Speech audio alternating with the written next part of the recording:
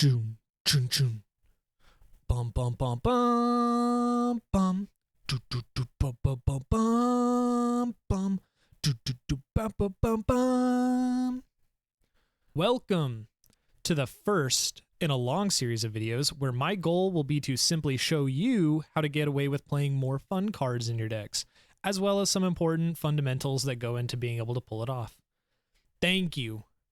Thank you so much to my patrons. Genuinely, I'm saying this like full wholeheartedly. I genuinely appreciate it so much. I can't even begin to tell y'all how much I appreciate it. It helps me so much. Deck templates.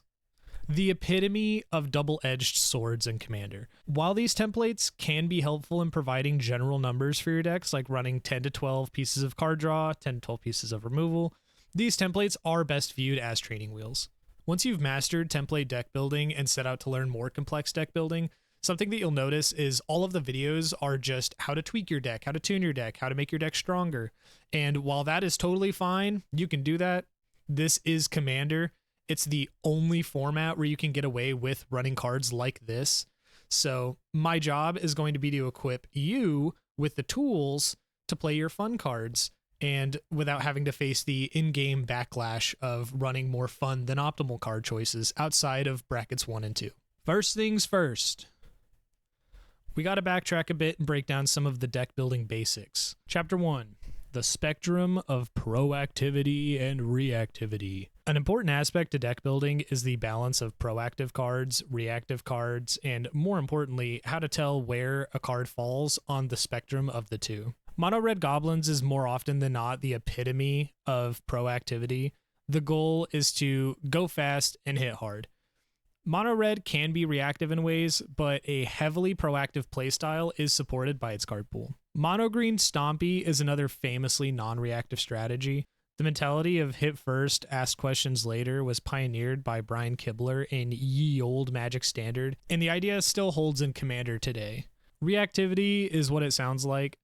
Your opponents try to do something that's going to put them in a winning position or put you in a losing position, and you take actions to stop it. Some examples include board wipes, targeted removal, and even deal making if you're good at it. Going back to the spectrum, it's a lot less common that a card is only ever proactive or only ever reactive. You've probably heard the best defense is a good offense. Let's apply this logic with an in-game example in something like Black-Green Reanimator. Imagine, instead of trying to outspeed your opponents with proactive plays, such as deploying mana dorks or land ramp, you hold back and you don't deploy any of your cards, you just land pass, and while everyone else commits to the board spending cards, around turn 4 or 5, you can wipe the board with a card like Culling Ritual. In this example, any board wipe will do, but remember, we're running board wipes with the intent of playing them proactively, so finding an extra proactive board wipe like Culling Ritual that nets us mana and, only hits things that are mana value 2 or less, so we want to play it early,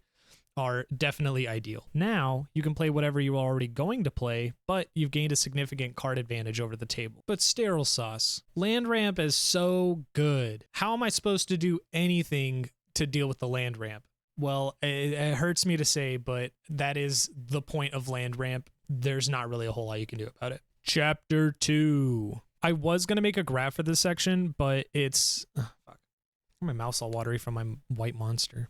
Don't take that out of context. I was going to make a graph for this section, but it doesn't actually use any real units of measurement. It's very vibe based, so we're just going to use our imaginations for this part. Before we get into the graph though, let's start with a little softball example with a card like Alluring Siren and see how it compares to something like Pongify. Pongify is the type of card you can put pretty much in any deck anywhere. Ironically, it's very proactively reactive in something like a Layla, where Alluring Siren differs is that it's almost exclusively proactively reactive. Like with our Culling Ritual example, it's a card you want mileage out of, and you play it knowing you're going to be removing something that looks at you funny. It's just put in the deck to do the thing, not as a backup in case the thing happens, if that makes sense. So when you want to swap out a card that's efficient like Pongify for a more niche card like Alluring Siren, Just be sure that it fits with why you put that type of interaction in the deck to begin with. An important thing to note that we'll get into a little bit more in a second, you can absolutely run a card like Alluring Siren in a Layla. I'm just saying that for the purposes of this video, which is to run your fun cards without being incredibly punished, obviously some guidelines are still going to be in place. Otherwise, deck building would be pretty much non-existent. You could just run whatever. Even taking a hit to efficiency in something like a control deck can be so much more forgiving because those decks inherently maintain a control advantage over the table. So, that Alluring Siren isn't going to cripple you because if someone plays something that you can't deal with that you could have dealt with using a Pongify, it's not the end of the world. You probably have another card on hand to deal with it. Easy enough. Now for this next card, the imaginary graph is going to come into play. Finishers are an important part of Commander, but they absolutely do not need to be repetitive deck to deck. You do not need to run the most efficient finisher, especially in a format like Commander. Finishers are a crucial part of so many decks, but they don't need to be the same deck to deck. If you're playing green and your goal is to win, sure, run Craterhoof Behemoth.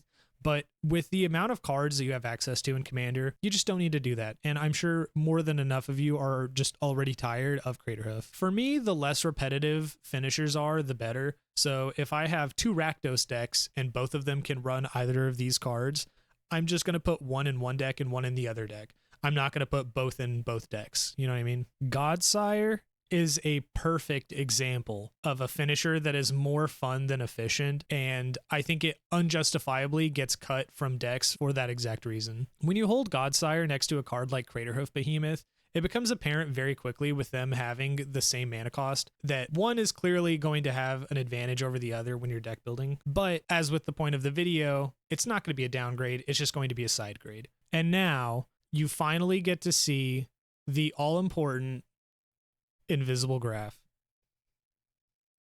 The magic dust that makes cards like Godsire work is essentially interaction, but it's not as easy as just run the amount of interaction that deck templates tell you to run, because that's just not enough. Even if you're running what people consider your veggies, which is 10 to 12 pieces of removal and then your mass interaction on top of that, that just isn't enough to over account for how slow something like Godsire is compared to Craterhoof Behemoth, which is fine. It's totally fine.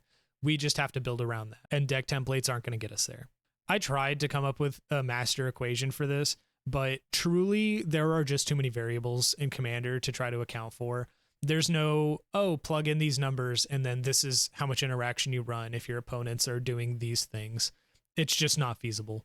However, with the invisible graph, we can give ourselves somewhat of a guideline to go off of. The weaker your deck becomes as you slot in fun cards directly affects how much you have to run to over account for that. So if my deck is going to be slower from running something like Godsire, I either need to A, make the deck go faster, or B, make the rest of the game go slower so that I can pull that off. Now, if I'm being honest, I wanted the big reveal of this video to be this mind-bending revelation where I show you the keys to the kingdom, this is what you've been doing wrong the whole time. But in all reality, it is as simple as I'm saying, which is just find your weakness that you've created for yourself and over account for it.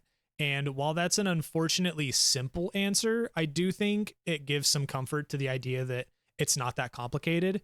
It's not like there's a barrier to entry where you have to do all this math and break down your deck really complicated. Like, it's very simple. That being said, I do want to provide some examples that I use when I build decks to kind of give a better image as to what I'm talking about. If your card draw is bulk and not the best, because I personally build out of bulk constantly, just up how much card draw you run. It really is that simple. 16 to 18 is about what I'm looking at. Also, something important to note is at some point you're going to be increasing your interaction to account for something, because interaction usually is the answer to having a slower win condition. Definitely increase your card draw if you're doing that, because I can't tell you how bad it feels to have a hand full of interaction and nothing to actually do once you spend it. As we were saying before, if your deck wants to take its time, then cut the spot removal for more mass interaction pieces, because those mass interaction pieces are going to get you significantly more mileage.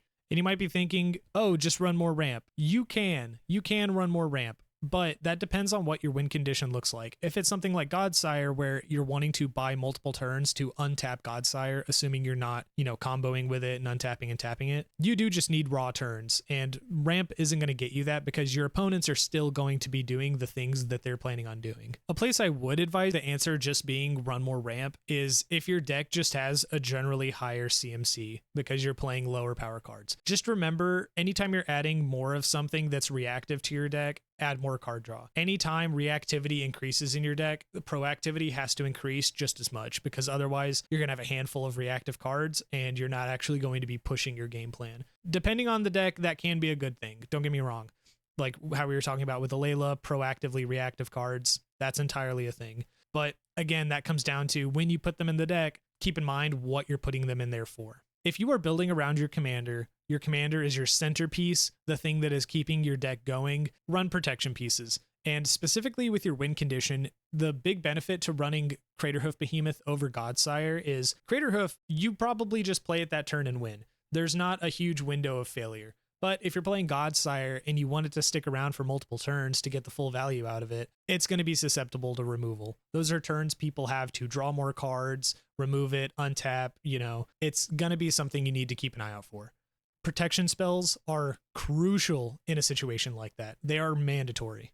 I know it's a little abrupt, but that's the end of the video. There's not really a whole lot else to say about everything. I didn't want it to turn into like a template video where I literally just give you numbers. Those are numbers I use. Are they going to be the same for your decks? Absolutely not. Will they sometimes? Probably, but just don't rely on templates too much if you want to do something more janky with your decks, because you will absolutely shoot yourself in the foot. At the end of the day, the goal is to equip you with the ability to do this instinctively with your own decks. So hopefully that job got accomplished. Please let me know. If you feel like this was the most obvious thing ever, like why would you make a video over this? This is completely obvious. You're like basically telling people to run more lands. Then let me know in the comments. I know there's going to be a lot of yes, but Andy's in chat of, oh, but what about this? What about this? What about this? That's just going to be a thing that happens. If you're building with more janky cards, you're going to have a little bit of a harder time. Is your deck going to be worse if you build it properly? No, but it's not going to be the cakewalk that you're used to. If you're used to, oh, I play Craterhoof for a turn, my anxiety's released, I can win the game. You play Godsire, you're going to be shitting your pants for about 4 turns in a row. You are going to be praying that you have your interaction, but if you're running the proper interaction, it should be significantly less of a problem. If you liked listening to me yap, I do have a podcast on Spotify, the Sterile Sauce Podcast. It's just where I talk to pretty much anybody about Magic or random other stuff. And if you stayed to the very, very, very end of this video, comment Bog Witch in the comments